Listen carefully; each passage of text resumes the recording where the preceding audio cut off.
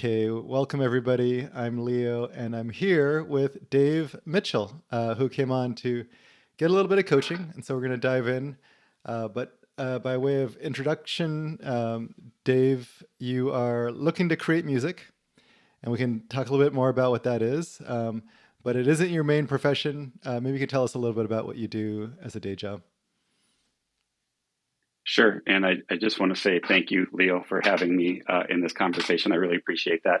Um, I am a psychologist by training, and I live in a very rural part of Nebraska. And so I kind of have two jobs. I Mm. work at a psychiatric hospital where I'm an administrator. And so I sit in a lot of meetings all day, which is like the antithesis of creation at times. And and then I also see people for therapy and Mhm. assessments in this office I'm in right now. And so, in neither of those roles do I do any music stuff whatsoever. I got it. So it's a very different thing than what you do during the day. And is music like something you've always been passionate about? Is it something you've done in the past, or is it a new thing? It's definitely not new. I've started in band when I was in fifth grade, and I Mhm. played. My main instrument was drums throughout my whole life up until today.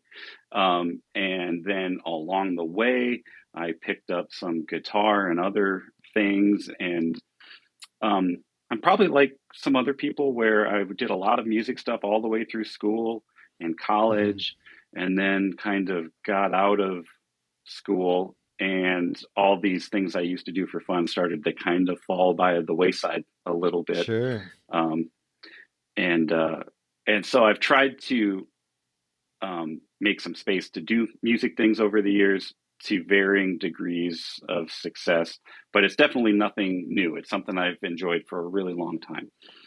So, what sparked? Like, tell us what you're trying to create now. Like, what are you trying to do, and what sparked it?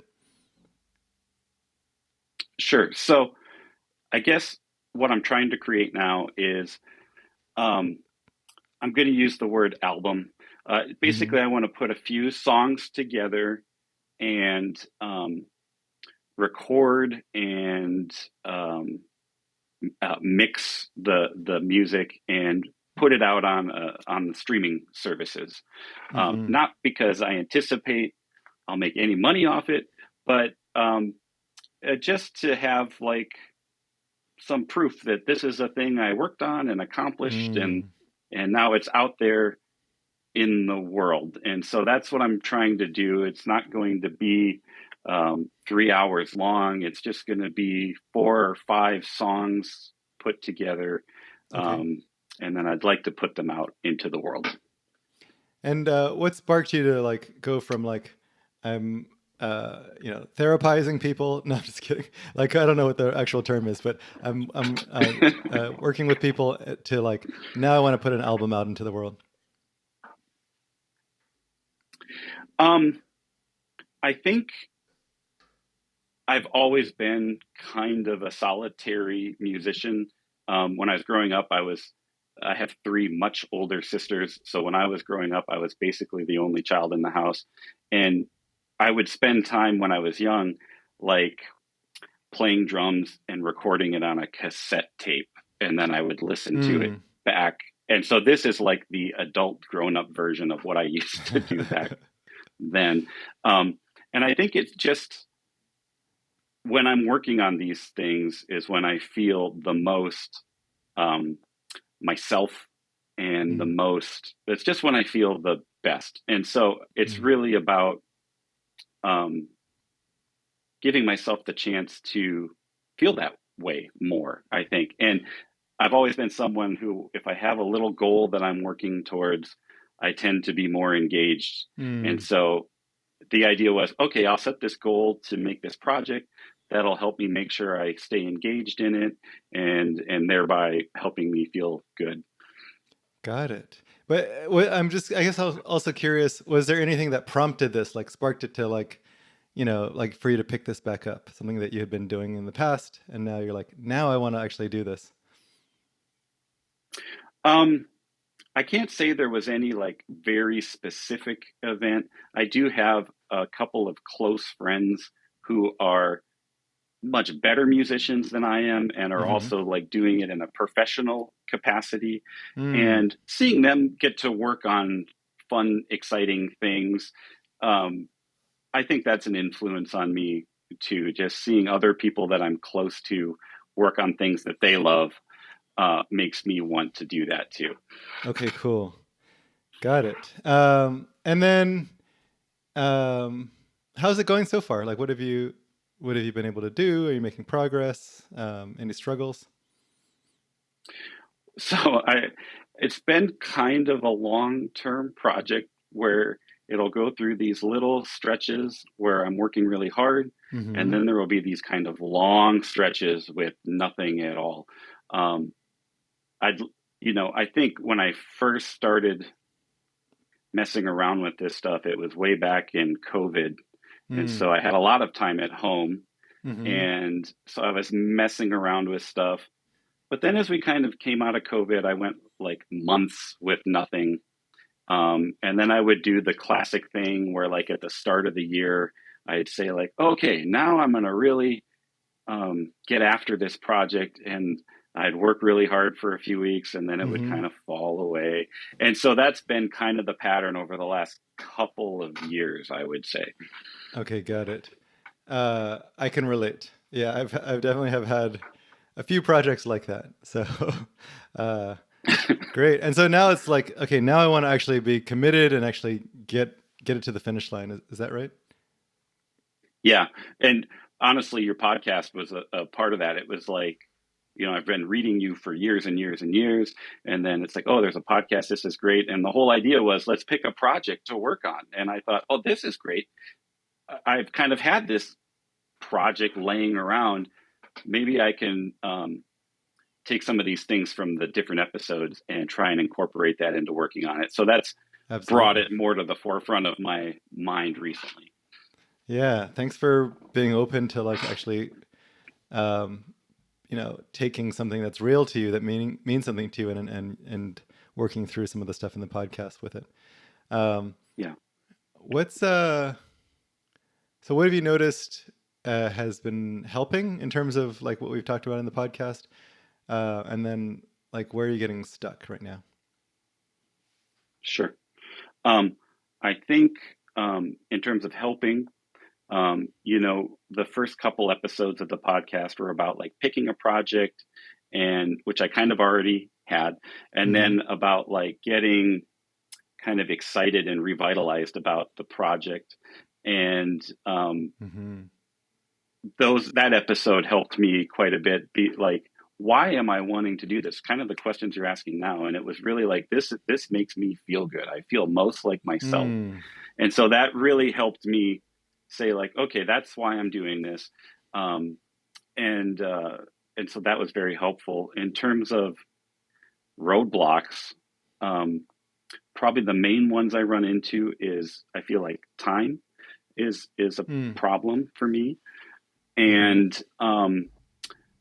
and I also struggle a little bit with some of these kind of imposter feelings. Like I'm not a professional musician.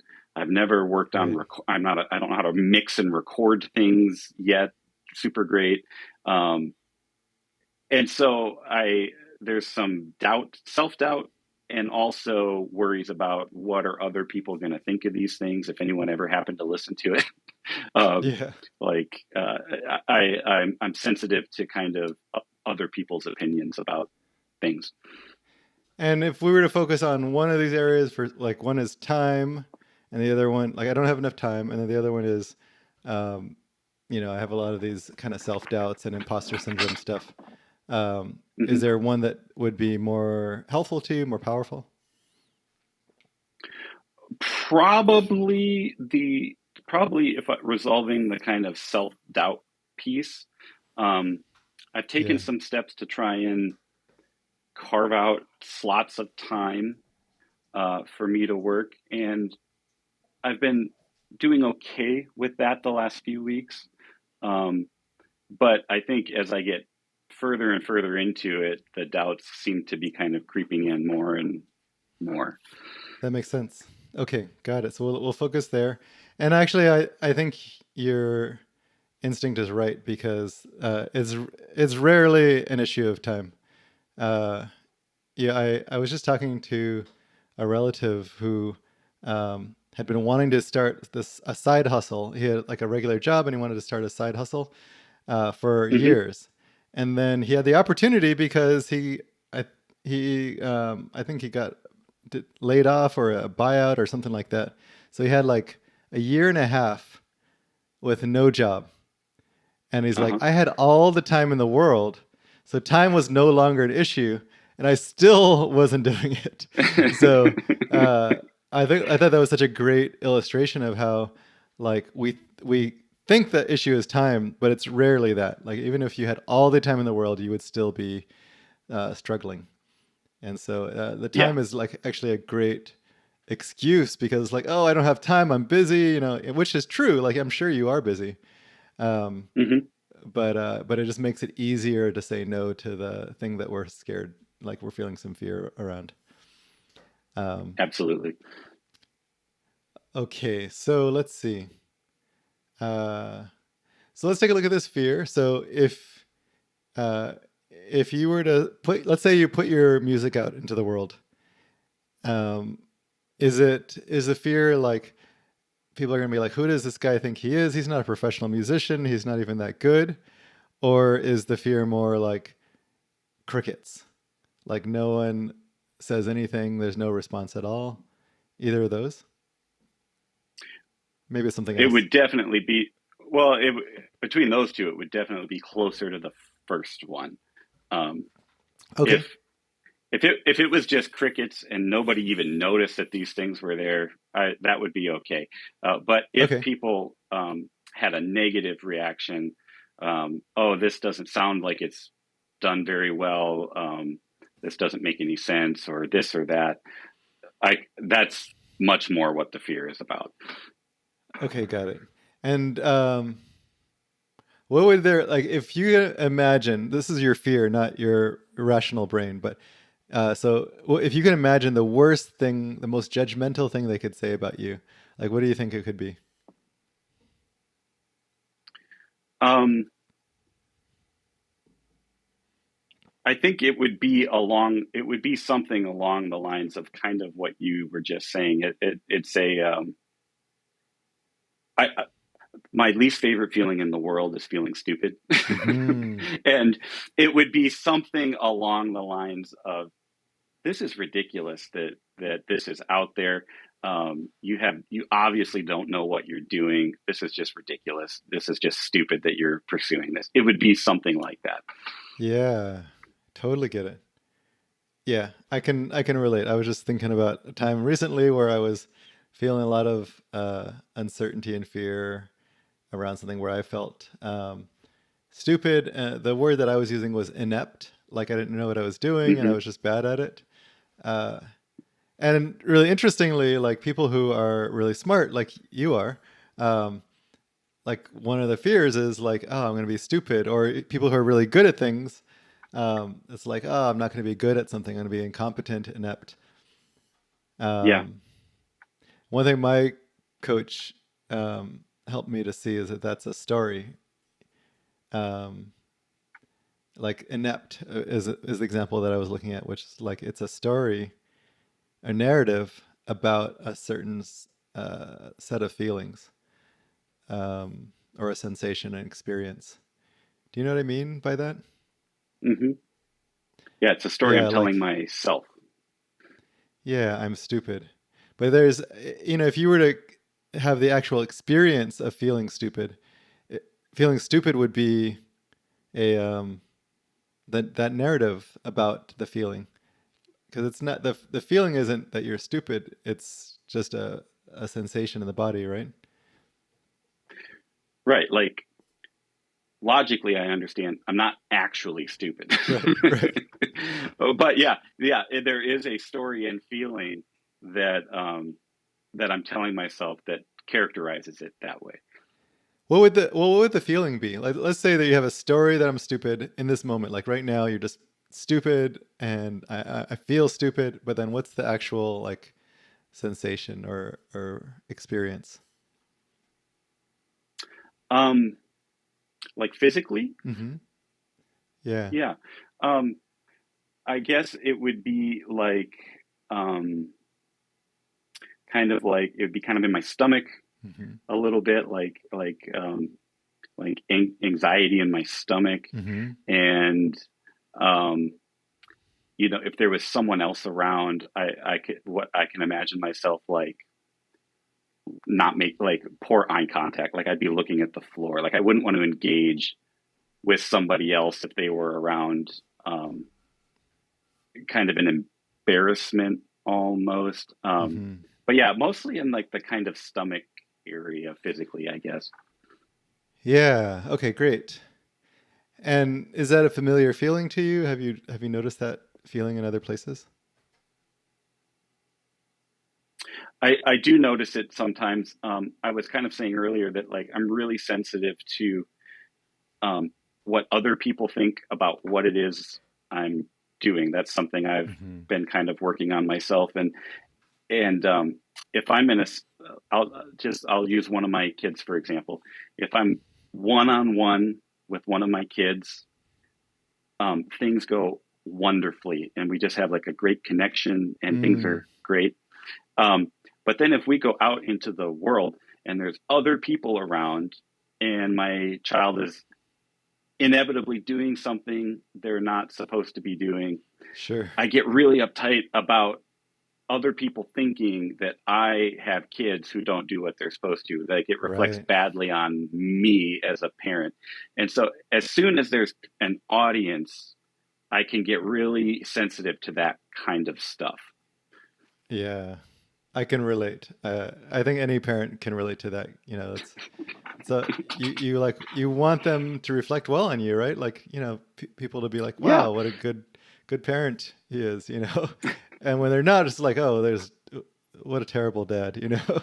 Um, Right. Yeah. yeah. Like that's what I imagine they're Right. saying, when the reality is no one's paying any attention to me whatsoever. But in my head, they're all paying attention. But what I'm getting is that you actually you feel the same kind of experience, the anxiety in the stomach in that moment. Yes. Yep. Okay. So it is familiar. You can notice that it shows up in other places. Yeah. I can notice it when I'm feeling that judged, embarrassed, I'm not doing good enough type feeling. That's where it shows up. Yeah. Okay, great.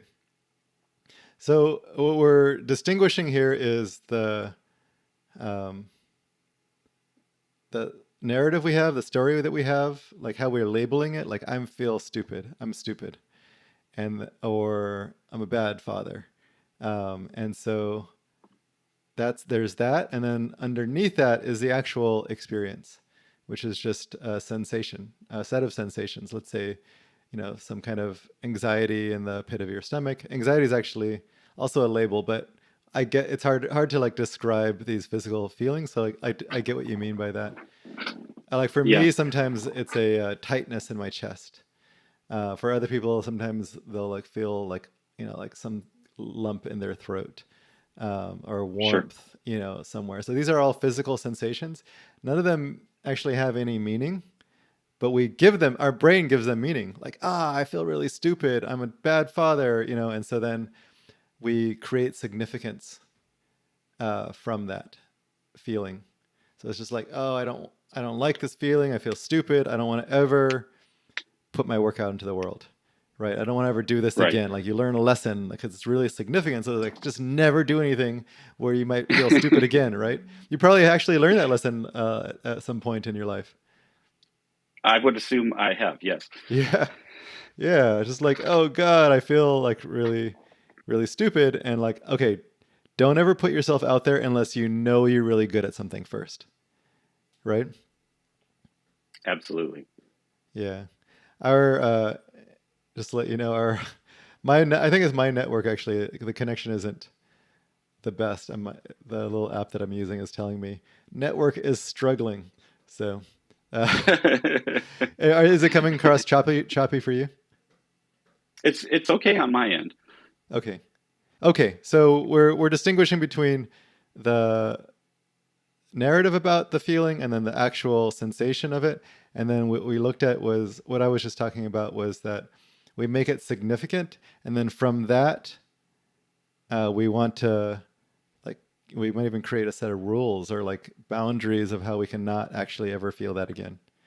And if you've had that experience in the past, which you said you assume you have, we can guess that's showing up here where it's just like, okay, don't put yourself out there unless you know you're going to be really good at it. Like people are going to really praise you for it or think you're smart or awesome or whatever. And so you don't have Hmm. that certainty with in this case. Is that right? No, not at all. Um, yeah, and it's interesting. Like as I'm in my basement um, working on these songs, I feel great, and I'm excited, and I think, wow, this sounds wonderful. And Mm-hmm. then I'll, just to kind of get a different perspective on it, I'll save it to my phone, and then I'll listen to it in the car, and I'll be like, this sounds terrible. It's awful, and and I think just because it's just one step closer to being in the world, and Yeah. and then the self criticism starts to rile up a little bit. Yeah, it's like it's like you might be great with like wandering out into the unknown, but as soon as you get closer to the cliff's edge, your defenses go into like overdrive. It's like put on the brakes, get away from there. Like you don't deserve to do that, or you're not. It's not going to work out. Who are you, right? Uh, Exactly. yeah. Okay, so we've been looking. So we've distinguished a little bit about like what's going on. The fear of being stupid would be your big one, probably. And there's probably some other related ones that are similar, but let's just say this is one of your biggest ones. I think you've actually said that, right?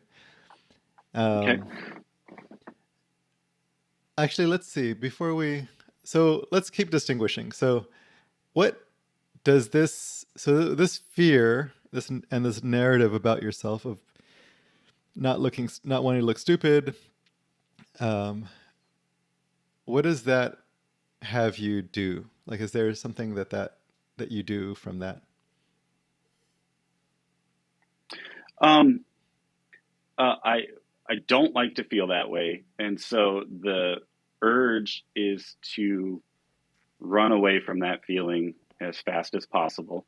Hmm. And um, and I think that's what these long stretches of me not doing anything are related to. I might be going okay, and then I'll kind of bump into something I'm not very good at. Like I need to um, mix something in a certain way, which I don't know much about, or there's a Hmm. particular musical passage that I don't have down yet.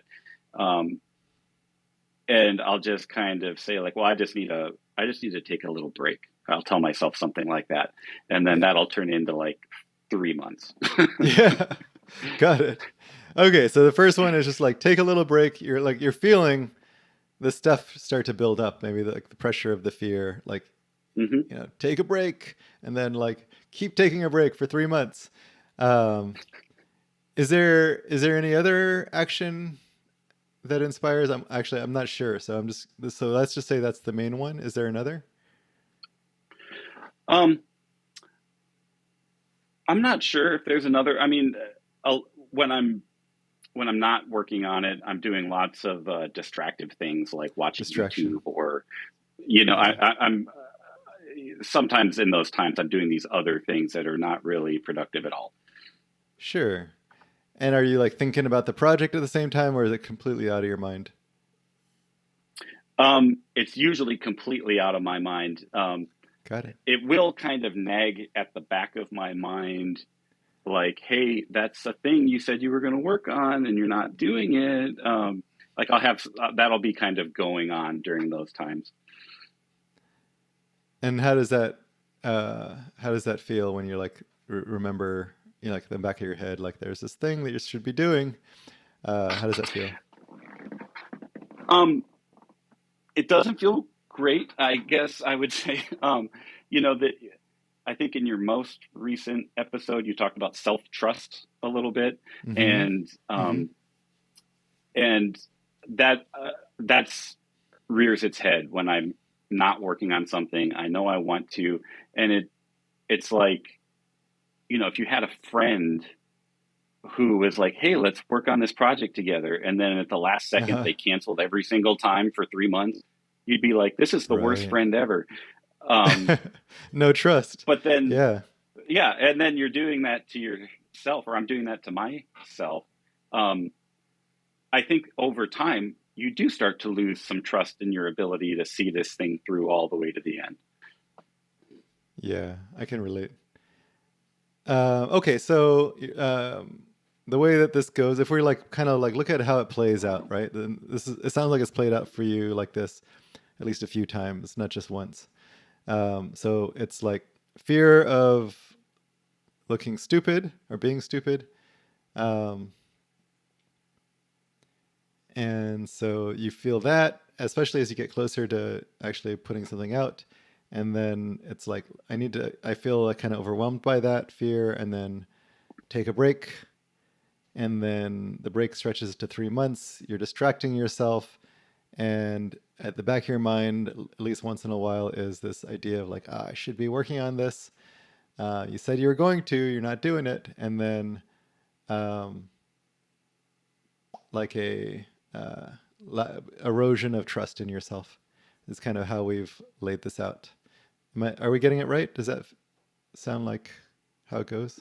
Yes, that sounds like how it goes for me. Yeah. Okay, got it. And I'm sure you're not the only one. This is why we're actually doing this coaching call recorded so people can relate to this. So yeah, if Yeah. I you're hope I'm not actually the only one. watch, you definitely are not. If the worst case scenario, it's a club of two, me and you. So Okay, um, excellent. yeah, yeah. But no, I would say I would guess our club is in the millions, if not, a good portion of the world's population. So and then what does that create? If we looked at like the kind of life that creates, the results that creates for you, um, like what's on the other side of that in terms of the life and the results it creates for you? Um, I think it just kind of saps the um, spark out of life a little bit, Hmm. where it just kind of starts to feel kind of dreary. Um, go to work, come home, watch TV, go to bed, do it all over again. And so by avoiding and not engaging in this project or hobby that I enjoy, it just starts to feel kind of drab and monotonous. Mm, got it. So it just like sucks all the joy and life out of your life. Yeah, I guess not all, but a certainly good that a good amount. certainly that little certainly everything around that activity is gone. Yeah. Okay. Got it. Yeah. Obviously, I'm sure when your kids around, you're feeling pretty good, and maybe once in a while your wife, but but in general, in general, around especially around this area, it sounds like it sucks out a lot of the joy and fun, all the like aliveness that you really want. That maybe music actually has you feel, right? Right. Um, how does it leave looking at like, I'm not able to actually put my music out into the world or create it in the way that I want to, have access to all of this aliveness and joy. Um, how does that leave you feeling at the end? um I think just kind of kind of empty and dejected, at least around this. Hmm. I'm a person who throughout my life like has kind of been an achiever. I guess that's kind of an identity trait. Yeah. And so then not seeing something through doesn't fit with that part of me, and you just feel kind of dejected around it. Yeah, not seeing something through, not being able to trust yourself. Um, yeah, not able to like achieve what you like. You're someone who can achieve. Like I really get that. Like this is not. It's not like you've done nothing in your life. It's not like you can't actually get stuff done or do hard things. But in this area, Hmm. like that's not true. Or at least you're. It feels like you're not actually able to do that. Um, And have you, so if you remember back in the beginning of this journey, so we're kind of like laying out a journey here, like I want to avoid feeling stupid. I don't want to feel stupid. And so maybe I'll do it for a little while, but then I need to take a break and then I stop doing it. I erode trust in myself. I feel less aliveness. I feel dejected um, and so does it feel like what do you notice here? Like, does it feel like you've actually avoided the feeling of being stupid? It's almost like you've swapped, it's almost like I swapped feeling stupid for feeling um, unaccomplished or or something. It's like Yeah. it's almost like trading one kind of negative feeling for another, I guess. But obviously, that must mean that the unaccomplished feeling must not feel quite as bad as the stupid feeling. Maybe. Um, Does it? Is that true? otherwise you wouldn't make this. I don't know if it's true or not, but I guess that's why make the swap if one of them's not a little better than the other. I don't know. Okay, I'd like to speak to that for a minute because I actually don't think that's true. And I'd love for you to like test this out. So I'm not here to tell you I have the truth and what you're saying is wrong. Um, but in my experience, actually, we it's like there's a famous like marshmallow test where like someone wants the thing right now, Hmm. and can't have delayed gratification. And so, um, in my experience, that's actually what's happening in this. We're avoiding something right now, but we're actually giving ourselves more of something later. Um, Mm. yeah, it's different than the marshmallow test, but I hope hopefully you can get the kind of idea of like right now, like it's not that I'm trading one on one. Like I understand what the swap is that I'm making. It's Hmm. actually that I'm just avoiding it right now because this is what's in front of me, and then that avoidance actually gives me maybe more pain. And actually, usually in my experience, it's actually more of the same thing that I'm avoiding. So I don't know if that's actually Mm. true in your case. Like if you actually feel stupid as you feel unaccomplished, um, but often that's how it is. Yeah, I could definitely see the truth to that. That yeah, saying I'm going to work on this thing, even if it's just to my wife, and then nothing ever materializes from it. Yeah, I'd probably end up feeling kind of stupid about that. Even by avoiding the feeling, I'm kind of creating the same feeling, I guess. Yeah, maybe even more. Like that, if you just like let yourself put it out there into the world, you might have felt some, but actually we would drag it on. In your case for years, right? And definitely in my case as Hmm. well. And so it's like actually I'm giving it to myself like over a prolonged period of time, uh, way more than I would have if I just like did the thing. You know? Sure. Yeah. If Um, I had just yeah. recorded this and put it out in 6 months, and that was 2 years ago, any Yeah. emotions around that would be long gone by now. Yeah, I mean, ideally, sometimes we can hold on to that as Yeah. well. But like, if someone like says like that's the worst piece of music I've ever heard, you'll feel it, and ideally, like that would be a momentary feeling of stupidness. Maybe you'll hold on to it for you know a few days, a week, or something like that. But um, Hmm. not necessarily for years. Now, of course, that could happen too, but we're getting a little bit lost in the weeds here. So the point is that by avoiding it in the beginning, we're actually giving ourselves more at the end. And in fact, the way that I've been taught this is that it actually reinforces it. We actually Sure. reinforce the original belief that we should not look stupid. I want to avoid looking stupid. We don't understand, we don't see like how this is actually going to give us more of it because this is not like laid out in the way that we have here. Um, Hmm. yeah. So having laid it out and kind of distinguished like how this goes for you, I'm wondering like, how this is landing with you, or and like anything you're noticing.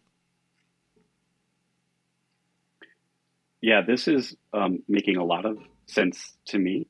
Um, and I can see that I think I might do this in other areas of my life as well, Hmm. where there's something I want to work on. I don't quite get to it as quick as I want to, and the feeling I might be avoiding, um, whether that's feeling stupid or some kind of discomfort or something, um, that just over time you end up getting more of exactly that thing. So you're not really avoiding anything. Right. It feels like you are in the moment. Like it actually feels like you don't Hmm. even have any other choice sometimes. Yeah. Thanks for seeing that. Thanks for getting it. So the gift of this coaching that we're doing right now, at least up to what we've done so far, is to be able to distinguish all of this, to be able to see it, so that like, Hmm. oh yeah, right now when I'm about to avoid, working on the music or putting it out into the world, uh, Hmm. that's how it usually goes for me, and I can see like I'm doing the thing that I've been doing for years now, and that's not to judge it or make you wrong or bad. It's a very human thing. You're protecting yourself, right? And so Right. but you can see that it's happening. And if we have awareness of this system, it's a protective system, then we can like see it in the moment when it's happening. Like right now, I want to avoid doing my music, and I'm like afraid of feeling stupid when you might not know that normally, but now you'll see like, oh, there's my fear of being stupid, and Hmm. it's happening. And here's what I want to do: like go take a break, and here's how it would usually play out. And if it does play out that way, you just watch it happening in real time. And you can be like, yep, it's happening right now. And yep, I feel more dejected and stupid than ever. And so you just watch it and you kind of you let yourself um, experience it. And the more that you let yourself experience it, the less power it'll have. You'll be like, oh, okay, it's happening now. It's happening now. And after a number of cycles of it, you actually might be able to choose something different. You could do it. You could choose something different immediately, but even if it doesn't go different, even if if you can't get out of it, just having that awareness is actually a huge gift and actually like removes some of its power. Yeah, I can see. I'm jotting little notes to myself here. Great. Um, thinking about that I'm noticing, like, let's say I'm noticing that feeling in my stomach. Oh, Hmm. I don't like that feeling. Um, and up to this point, I've been kind of interpreting those feelings as, oh, I'm feeling stupid or unaccomplished or not very good. Um, I think right there is the difficult like pivot point about Yeah. telling a different story. And so what I appreciate about what you're saying is you don't necessarily have to like immediately come up with a different story, that you could just Hmm. watch it play out for a little bit, where you know I I think a lot of people are like this, kind of a fixer type person. I want to fix it right away and get after it, Yeah. but I don't have to I don't have to do that necessarily immediately. Awesome. Yeah, great work. Being able to like see that. Yeah, there's actually nothing that needs to be done in that moment. If you're just in it, if the only thing you ever do is distinguish, I have a story, I have a fear here. First of all, just that. I have a fear right now. And maybe even like I think it's the fear of being stupid. If you just see that, that will already put you in much more awareness and choice. But the second thing is if you're Hmm. like, oh, it's a fear of being stupid, but underneath that, it's just a feeling of something, anxiety in my gut.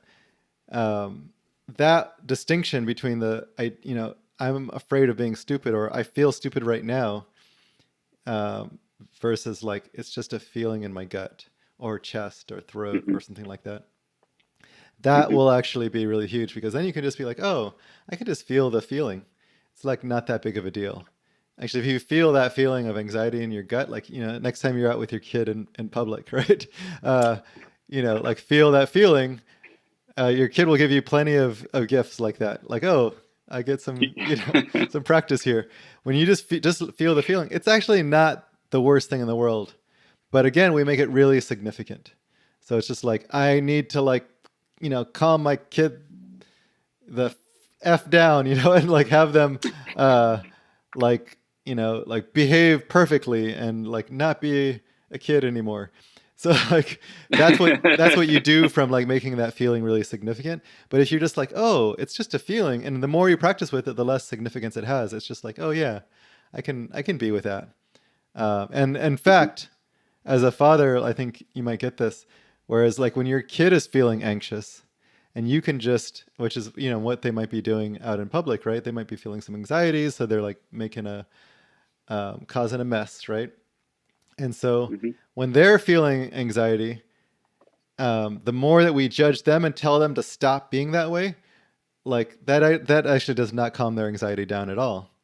But if we can just Right. be there with them and like breathe with them and like let them know it's okay and we're there with them, they calm down over, after a little bit. Maybe not, right away, but if they do. And so being with our anxiety in the stomach, the place where you've identified it, is exactly the same thing. We could just like breathe and be with that. And it's like calming down our little kid. Hmm. Yeah. Yeah, I totally agree with that.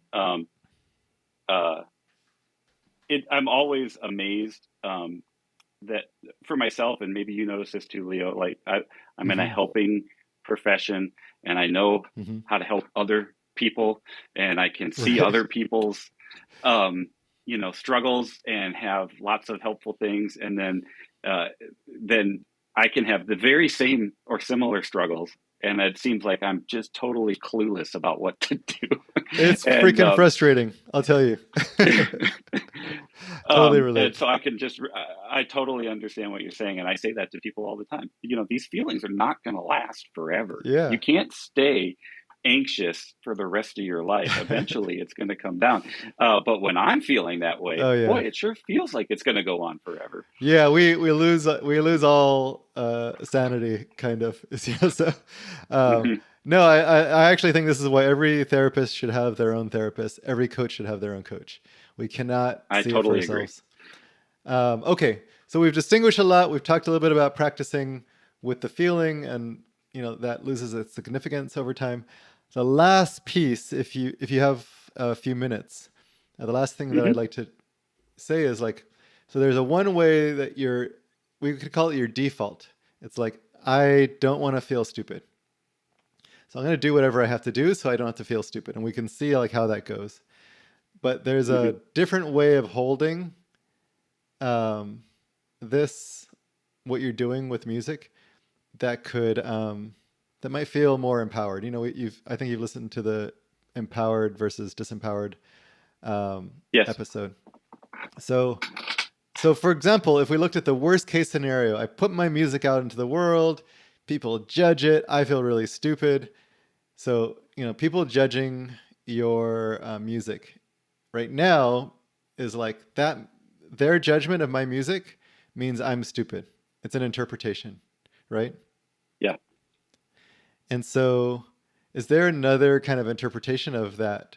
Another way to view that scenario where you put your music out and people judge it, that would help you to feel more empowered? Um, I think, I think other people's, if other people had a negative reaction, uh, a counterbalance to that might be my sense of accomplishment of having seen it through all the way to the Mm. end. Um, that that perhaps if I ever got any feedback like that, which again it seems unlikely, but if I did, um, I could fall back on the idea that, yeah, well, I liked it and I saw this all the way through to the Mm. end, and so I feel good about that. That could be one way, I guess. Great, great. Let's just put, so let's come up with two or three. Do you have Okay. any other things like so? Let's say that's one possibility. Anything else? Hmm. So let's say you put it out and I think it sucks. What's another way of looking at that other than you're stupid? Um, that's your opinion, right? Like everyone's going to have an opinion about something. I would assume you've gotten lots of mail and comments over the years that weren't totally positive every single time. Um, and so people are just going to think what they think. Um, and that has very little to do with me or what I've been Sure. working on. Is there any gift in my negative reaction to you? It You might be pointing out something that I legitimately could work on and get better at. I mean, that's a Okay. possibility. Yeah. So my negative reaction could be actually a part of your growth process. Sure. Yeah. I wonder if there's any. There's actually an infinite number of ways to interpret it, but like another one. Uh, Actually, one thing I like is when someone gives me a negative reaction, I'm like, you know what? It might not feel that great to get a negative reaction, but they were willing to, number one, read my stuff, like actually take the time to read it.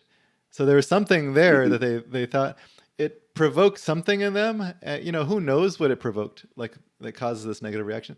But it wasn't nothing. Like it wasn't like that I don't care about this. They actually cared enough to like have a reaction and then come and tell it to me, uh, and which is like someone willing to like share their heart with you.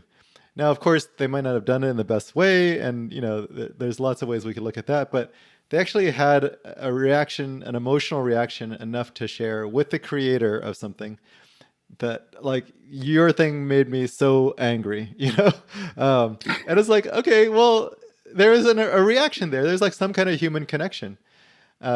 It's not necessarily the connection that I envisioned, but that's I don't get to control the connection and the way that people react when I put my art out into the world. Yeah, I So love that. yeah. If I could bring that to these situations, that would be just great. You just make it sound so easy, Leo. Well, no, it's not easy. I definitely have had when people give me feedback. I've definitely had moments where I'm just like, I suck, or they suck is the other one. Like it's obviously their problem, and they have all kinds of issues. That's one way to hold it. And then the other is just Sure. like maybe I should hang it up and like not do this anymore. Um, Hmm. but so I have to practice. I have to choose into a different stance. So Yeah. it sounds like we've got like some on the table. Do any of these resonate as like, okay, if I actually had this stance, you know, um, it would make me feel more empowered and actually like creating my music and putting it out there. Yeah, I think if I could really do any of those things, I Hmm. would feel a lot better. I think, um, again, I hope I'm like a lot of other people in that as I'm engaged in creating whatever it is and struggling, it's like um, I don't bring enough mindfulness or intentionality to what I'm doing to give myself the chance to have some of these other outlooks. I just kind of just go down the path my brain always goes down, and Hmm. just taking maybe some time to explore some of these other ideas that we've talked about would be really, really helpful. I just got to pause sometimes. Okay.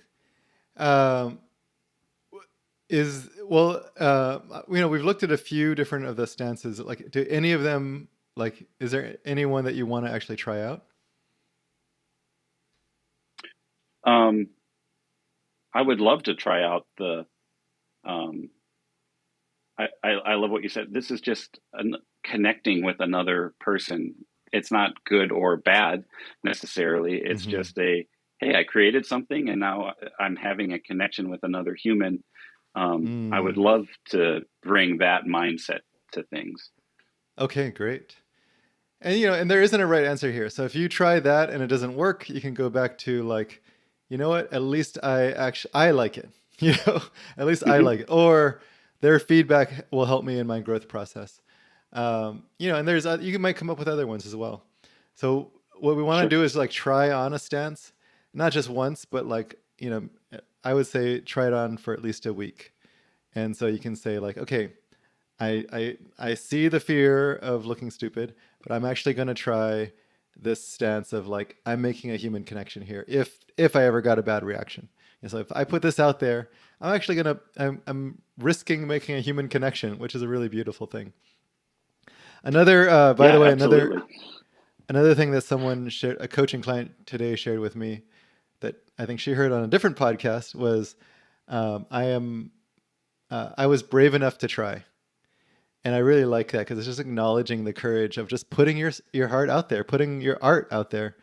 And that's a courageous act, no matter what their reaction is. Like you were just putting it out there and being brave. And I actually really acknowledge you for that, Dave. That you have been brave enough to actually pick up this thing that has, brought life to you in the past, really tried to work on it and struggle, and you keep coming back to it, and you're here getting some coaching for it, putting yourself out there here in this coaching call. And so I really acknowledge your courage to actually create and dare to like want to put it out there. I really appreciate that. It doesn't feel brave when a lot of the times, but having that message, that's very nice of you to say, and I've really appreciated um, speaking with you again. I've been reading forever, listening now for a long time, and this has Thank you. been wonderful. I agree. I've really enjoyed spending the time with you. Uh, I actually hope you'll send me an email when you put something out there. Um, I promise you, it won't be judged. I will just appreciate the courage of putting it out there and just a fellow artist who wants to create something and have a good time doing it. Have some fun. I think that's Okay, needed. you got it. I will let you know when it is out in the world. Okay, awesome. Um, I want to thank you for coming on here. It's a courageous thing to come and get coached and have it be recorded for a podcast. So I actually think this will help a lot of people. We looked at a number of concepts from like just distinguishing that we have a fear, and it's a fear of, in this case, fear of being stupid. Distinguishing the narrative about the fear from the actual experience of that fear. The underlying sensations of it, how we make it significant, and then what we learn to do from that significance. We've looked at how it plays out for you as a system and how it plugs back in and reinforces itself by giving you more of the same, of the thing that you were afraid to feel anyway. And then we talked about just looking at, just noticing it, noticing when it's happening, and noticing when I'm wanting to take a break and, feeling guilty about it. And so that you can see that it's happening and then choose something else. And then finally, what we looked at was the idea of choosing another stance. Like I am Mhm. standing as someone who wants to make a human connection by putting his art out into the world. And I think that's beautiful. And I want to thank you for being willing to take a look at all of this stuff and then like choosing into actually practicing with it and creating your art. I really appreciate that, Leo. I really do.